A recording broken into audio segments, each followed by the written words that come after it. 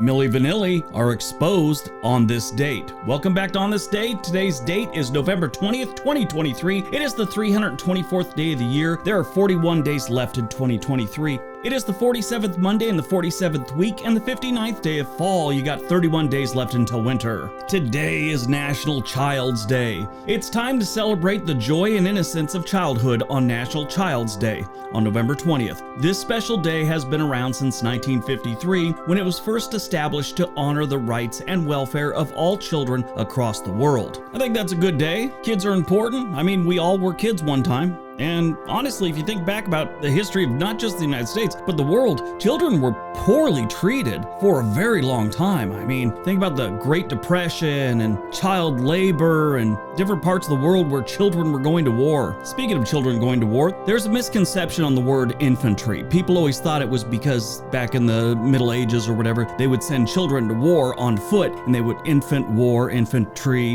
whatever. But actually it's from a French word, and also there's a Spanish word that's very similar to it, which means foot soldier. But today we celebrate children. All right, let's see what else November 20th has given us. 1914, the Federal Reserve Bank of the United States officially opens. 1940, New York City's mad bomber George Metesky places his first bomb at a Manhattan office building used by Consolidated Edison.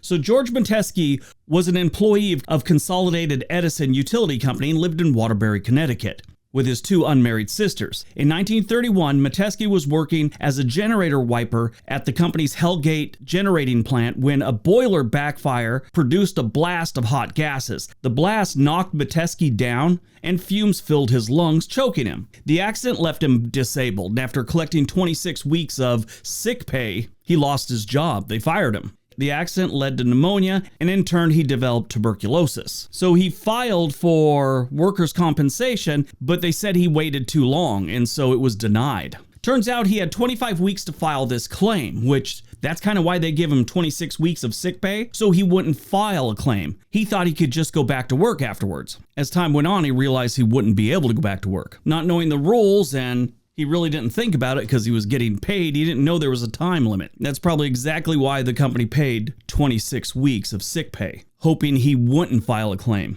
He appealed it and it was denied 3 different times. He developed a hatred for the company's attorneys and the 3 co-workers whose testimony in his compensation case he believed perjured themselves in favor of the company. He'd planted his first bomb on the 16th of November, but it didn't go off and they threw it away, so nobody knew it was a bomb. It's only him that says he planted the first one on the 16th. The 20th was when they realized there was a bomb because it went off. In total, he planted 33 bombs, of which only 22 exploded. He didn't kill anyone, he only injured 15 people, but he was charged with 47 counts of attempted murder. But he did this whole thing like a movie villain. He was letting the press know he was going to bomb places, and the whole eastern seaboard was on full alert. And I mean, people's nerves were frayed. Nobody knew where the next bomb was going to be. So what's interesting, the way they caught him was one of the letters he had sent. Con Edison clerk Alice Kelly had for days been scouring companies' workers' compensation files for employees with serious health problems. Now, they'd been tipped off that he obviously had a problem with Consolidated Edison, and they figured it was an ex-employee, and things he had said led them to believe that he was fired or had a disability. She was actually going through the last batch when she found a file marked in red with the words injustice and permanent disability, words that had been printed in one of the letters he had sent to the Journal American. So he eventually gets caught and he goes to court and they sentence him to a mental hospital in 1957. He was released in 1973. Upon his release, he eventually found his way back to Waterbury, Connecticut, where he's from, and he died there 20 years later in 1994 at the age of 90. 1973, U.S. President Richard Nixon signs the Transatlantic Pipeline Authorization Act into law, authorizing the construction of the Alaskan Pipeline. 1990, pop group Milli Vanilli are stripped of their Grammy Award because the duo didn't sing anything on their Girl You Know It's True album. Session musicians had provided all the vocals for the band. They were just like models, basically. This was a sad situation. These two guys were approached by some record labeled guys and they wanted to do this and they had the look, they just didn't have the voice, so they just faked it. And in the beginning, they thought it was just going to be a song or two, but then they hit it big and they just kept the lie going. And when it all came crashing down, they tried to salvage their career, and they went on the Arsenio Hall show and sang some music that they had. They were horrible. Sadly, one of them pushed his own off button after years of trying to get the career going again, and they were just ruined. It's too bad. 2002, the first cases of the 2002-2004 SARS outbreak are traced to Guangdong Province, China.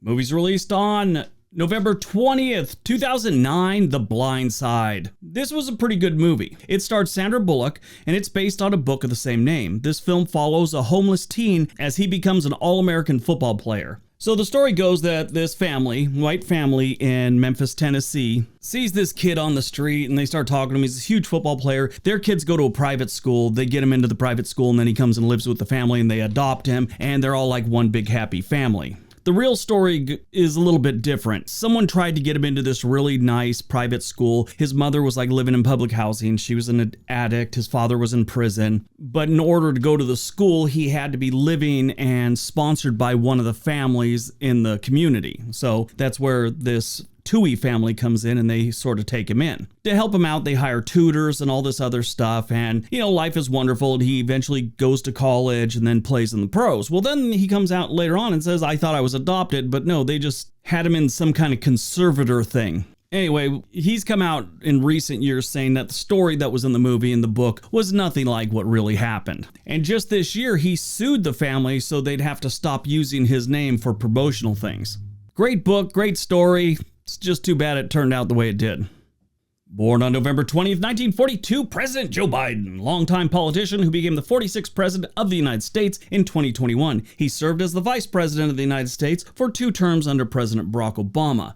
He was also a U.S. Senator from the state of Delaware for 36 years. He's been married twice. So this came out when he was elected and when he was the vice president. I heard it several times, but it's a sad story. He was married to a woman in 1966 named Nelia. They had 3 children. Bo, which is his actual name is Joseph Robinette III, and then Hunter, the one that's in the news all the time, and then Naomi Christina, who was just known as Amy. Sadly, his first wife and his daughter Naomi died in a car accident in 1973. He met his current wife, the First Lady of the United States, in 1975, and the pair married in 1977.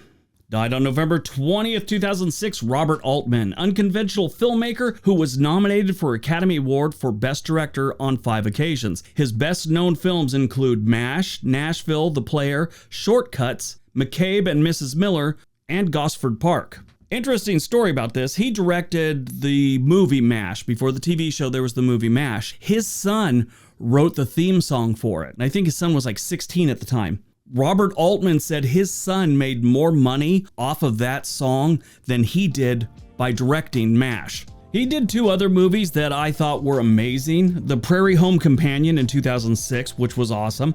I never hear about it anymore, but it was a great movie.